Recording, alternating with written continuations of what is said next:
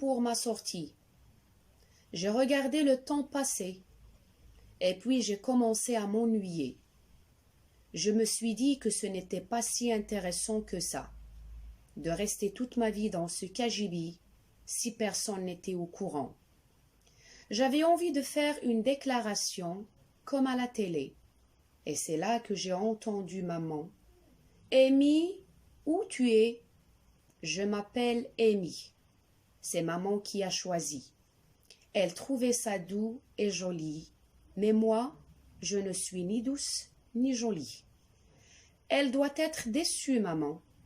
Elle n'avait même pas remarqué que je m'étais cachée.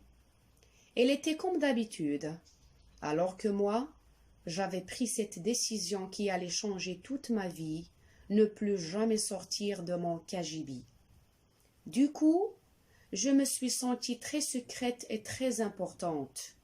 Je l'ai entendue préparer ses affaires, puis elle a crié « Amy, qu'est-ce que tu fabriques ?» Elle s'est approchée. « Amy, c'est ridicule, tu le sais. Sors immédiatement de ce cagibi. » Rosa a déboulé.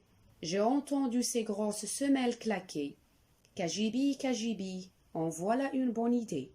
Maintenant, c'est comme ça qu'on va t'appeler. » Maman s'est mise à secouer la poignée. « Cagibi au pas, sors de là où je vais m'énerver. » Là, c'est moi qui ai crié. « Je ne sortirai plus jamais. » Maman s'est radoucie. « Et t'as sorti, Amy ?» J'avais complètement oublié. J'ai pensé à toute ma classe qui allait prendre le train, aller dans la forêt et marcher toute la journée, ramasser des marrons et puis prendre un goûter.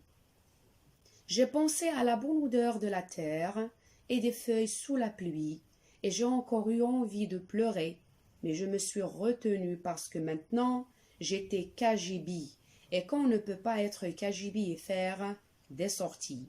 « Je m'en fiche !» j'ai répondu. J'ai regardé ma montre. Il était 8h15. Ça voulait dire que maman allait être en retard au travail et qu'elle ne pouvait vraiment pas se le permettre. Comme elle répétait tout le temps, elle a dit « Très bien, tant pis pour ta sortie. » Je me suis dit « C'est pas possible. Maman ne va pas me laisser là alors qu'il y a une sortie avec l'école. Elle va casser la porte, elle va me supplier. » Mais rien ne s'est passé. Comme Rosa n'a pas cours le vendredi depuis qu'il est au lycée, maman lui a demandé de rester à la maison pour que je ne sois pas toute seule dans mon cagibi. J'ai entendu Rosa râler et la porte claquer, et maman est partie.